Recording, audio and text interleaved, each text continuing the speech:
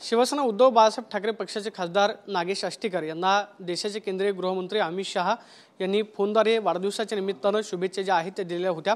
आपल्यासोबत स्वतः नागेश आष्टीकर सर आहेत। सर, तुमच्या वाढदिवसाच्या निमित्तानं अमित शहांचा फोन आला, त्यामुळे राजकीय वर्तुळामध्ये एक चर्चा सुरू झालेली आहे। नक्की काय संवाद झाला? फोन आला त्यावेळेस काय सांगण्यात?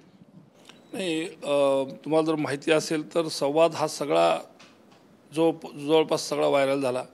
जे काही संदेश होता किंवा ते जे काही मला बोलले ते सगळं आपल्याला व्हायरल झालेलं आहे, त्यामुळे तुम्ही सगळे ऐकलेच असाल। मला त्यांनी फक्त वाढदिवसाच्या शुभेच्छा दिल्या आणि मला आता किती तुमचं वय झालं हे एवढं विचारलं, याच्यापेक्षा दुसरं काही नाही आहे। आणि माझं असं मत आहे की ते सगळ्याच सांसद लोकांना ज्यांच्याकडे डाटा असतो जन्मदिवसाचा, त्यामुळे ते सगळ्यालाच फोन करत असतील। एक मंत्री म्हणून, एक देशाचे नेते म्हणून त्यांना ते सगळ्या गोष्टी ठेवावं लागत असतील आणि तेवढा संवाद करत असतील। मला गेल्या वर्षी सुद्धा त्यांचा फोन आला होता आणि यावर्षी सुद्धा आला, पण मला नाही वाटत की त्याच्यामधून काही वेगळं असं काय काढायसारखं आहे।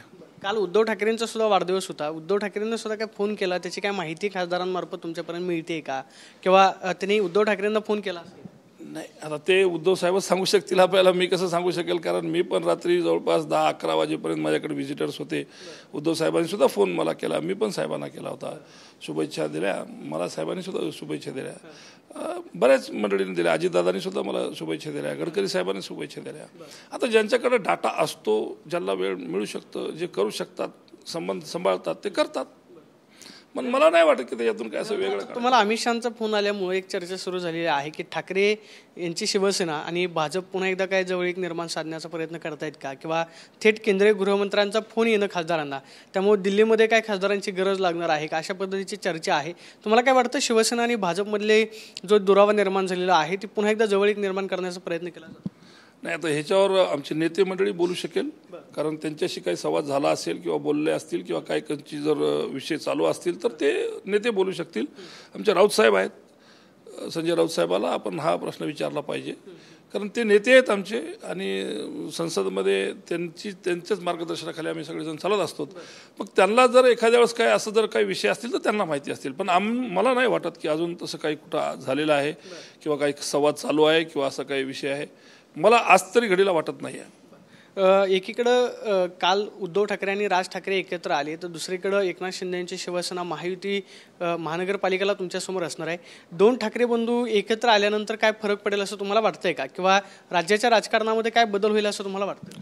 हे बघा, आत्तापर्यंतचा इतिहास आहे की शिवसेना ही आत्तापर्यंत म्हणजे सातत्यानं महानगरपालिका मुंबई ही जिंकत आलेली आहे आणि आज तर म्हणजे जे काही मताचे थोडे बहुत डिफरन्सेस राहायचे ते आता राजसाहेब आणि उद्धव साहेब एका जागी असल्यामुळं मला नाही वाटत की आता कोणती युती जरी असेल आणि काही जरी असले तरी तो काही टिकेल।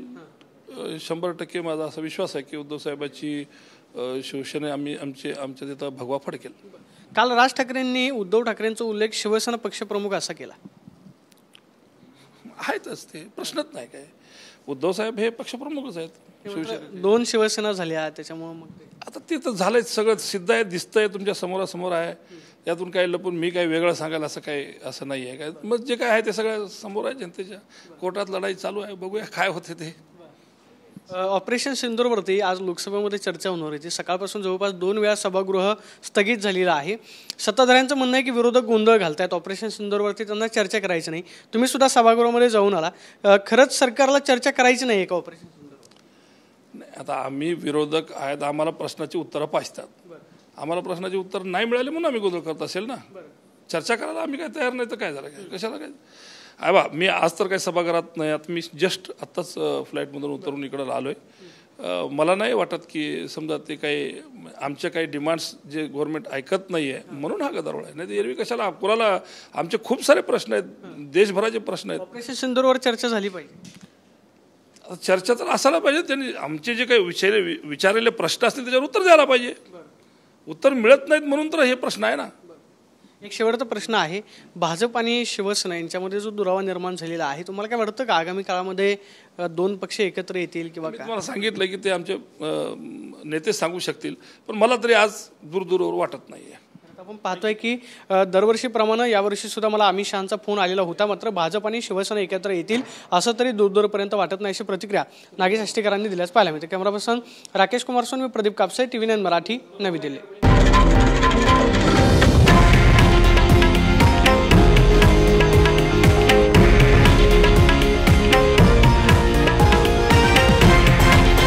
हे आहे देशातील नंबर 1 न्यूज नेटवर्क आणि आपण पाहत आहात TV9 मराठी, एकमेव.